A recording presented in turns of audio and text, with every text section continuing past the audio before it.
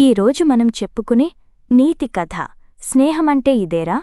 ఒక అడవిలో కుందేలు, తాబేలు, బాతు మూడు మంచి స్నేహితులుగా ఉండేవి. మిగిలిన జంతువులు వాటిని చూసి అసూయపడేవి. చెట్టుమీద నుంచి వాటిని రోజూ గమనించే ఒక కోతి ఎలాగైనా వాటితో స్నేహం చేయాలి అనుకుంది. వాటి దగ్గరకు వెళ్ళి మెల్లగా మాటలు కలిపింది. ఇక్కడికి దగ్గరలో ఓ పండ్ల చెట్టుంది.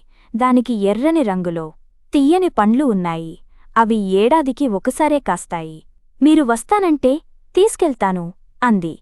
అలాగేనంటూ కోతితో సహా కుందేలు, తాబేలు, బాతు బయలుదేరాయి. కోతి చెంగున పరిగెత్తుతుంటే మిగిలిన మూడు మెల్లగా నడుస్తూ ఉన్నాయి. తాబేలు నడవలేకపోతే బాతు, కుందేలు కాసేపు వాటిమీద ఎక్కించుకున్నాయి. అక్కడికెళ్ళాక తీరా చూస్తే ఆ చెట్టుకి రెండే పండ్లున్నాయి. ఇంకో రెండు ఉన్నాయిగాని పండడానికి కొన్ని రోజులు పట్టేలా ఉంది. కోతి ఉదయం నుంచే ఆకలితో ఉండటంతో వెంటనే చెట్టెక్కి ఆ రెండు పండ్లను కోసుకుని గబగబా ఒకటి తినేసింది. ఇంకోటి తీసుకెళ్లి కుందేలుకు అందించి, అక్కడ రెండే పండ్లున్నాయి, మిగతావి ఇంకా పండలేదు, ఇప్పటికి నువ్వు తిను, అవి పండిన్తర్వాత తాబేలు, బాతుకి తెచ్చిస్తాను అంది. కాని అవి మూడు ఆ ఒక్క పండుని పంచుకుని తిన్నాయి.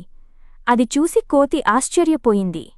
అప్పుడు దానికి స్నేహమంటే ఉన్నదాంట్లో పంచుకోవడం, మధ్యలోనే వదిలేయడం కాదు అని అర్థమైంది.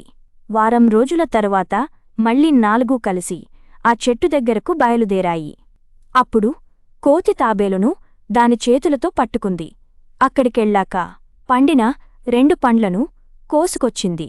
అప్పుడు కుందేలు ఒక పండు కోతికి ఇవ్వబోయింది. కాని అది మిత్రమా, ఈ రెండింటినీ మనం నలుగురం సమానంగా పంచుకుని తిందాం అంది. ఆ మాటలకు కుందేలు, బాతు, తాబేలు సంతోషించాయి. ఎంచక్కా అన్నీ కలిసి పండ్లు తిన్నాయి.